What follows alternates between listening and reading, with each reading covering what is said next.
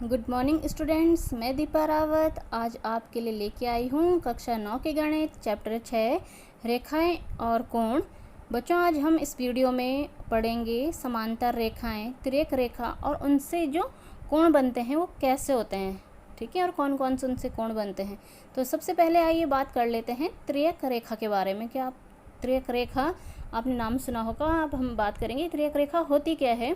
बच्चों, तिर्यक रेखा वह रेखा जो दो या अधिक रेखाओं को भिन्न बिंदुओं पर प्रतिच्छेद करती है वह एक तिर्यक रेखा या ट्रांसवर्सल लाइन भी हम इसको कहते हैं। ट्रांसवर्सल लाइन ये तिर्यक रेखा कहलाती है। जैसे आप यहाँ पे देख रहे हैं, ठीक है, हमारे पास दो लाइन है एम और एक लाइन है हमारे पास दूसरी लाइन एन।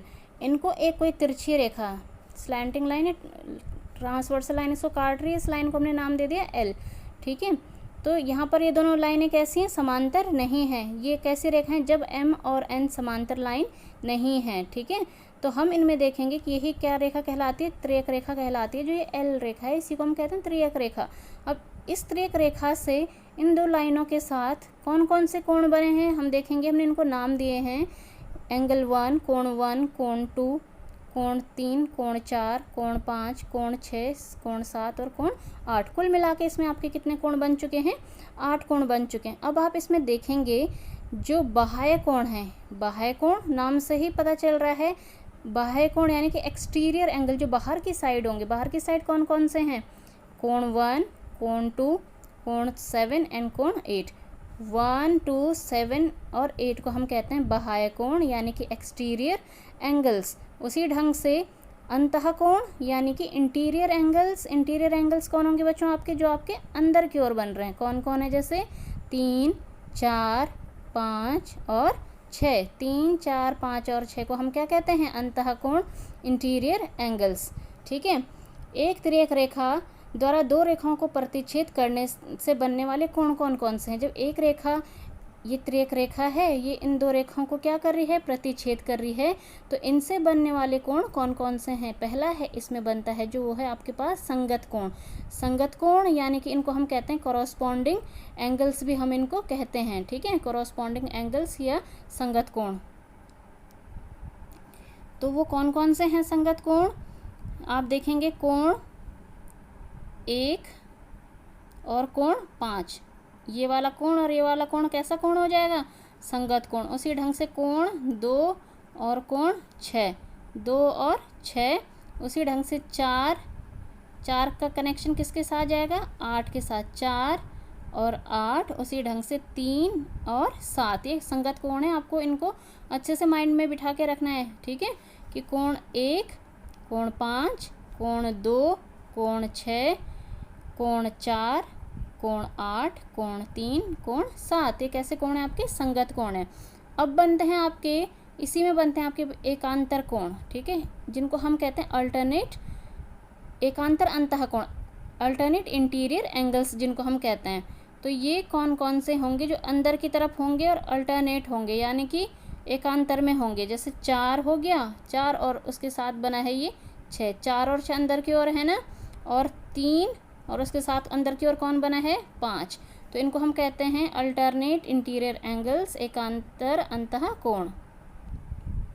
उसी ढंग से बच्चे इसमें बनेंगे एकांतर बाह्य कोण, जिनको हम कहते हैं अल्टरनेट एक्सटीरियर एंगल्स। जैसे आपने अंतःकोण देखे वैसे एक्सटीरियर देखना है जो बाहर की ओर है। जैसे 1 और 7 हो जाएगा उसमें, ठीक है, और 2 और 8 हो जाएगा। उसी ढंग से तिर्यक रेखा के एक ही ओर के अंतःकोण जो एक ही रेखा के ओर बन रहे हैं वो हो जाएंगे आपके उसमें एंगल 4 और एंगल 5 और एंगल 3 और एंगल 6, जो रेखा की तिर्यक रेखा के एक ही ओर बन रहे हैं, ठीक है, एक ही साइड में बन रहे हैं, ठीक। ये तो थी जब दो रेखाएं समांतर नहीं थी। अब हम ऐसा केस लेंगे जिसमें क्या हो जाएगा, आपके पास दो रेखाएं क्या होंगी, समांतर होंगी, यानी कि आपस में प्रतिच्छेद नहीं कर रही हैं।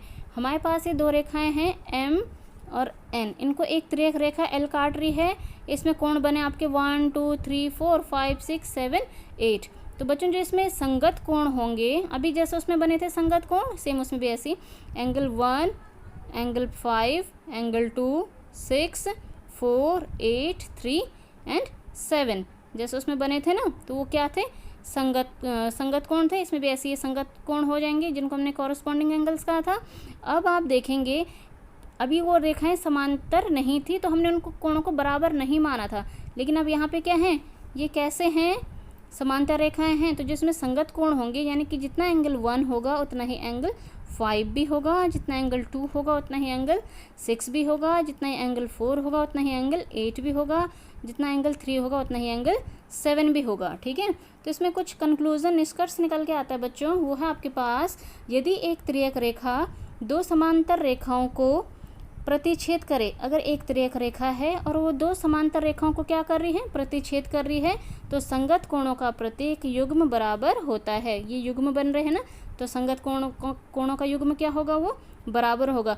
अब इसके हमें उल्टा चलना है कि अगर इसमें संगत कोण बराबर हैं, अगर कोई हमें रेखाएं दी हैं उसमें संगत कोण बराबर हैं, तो उसमें क्या है, तो जो दो रेखाएं होंगी वो आपस में कैसी होंगी, समांतर होंगी। यानी कि इसी को उल्टा और इसी को क्या बोला हमने, सुलटा करके बोला।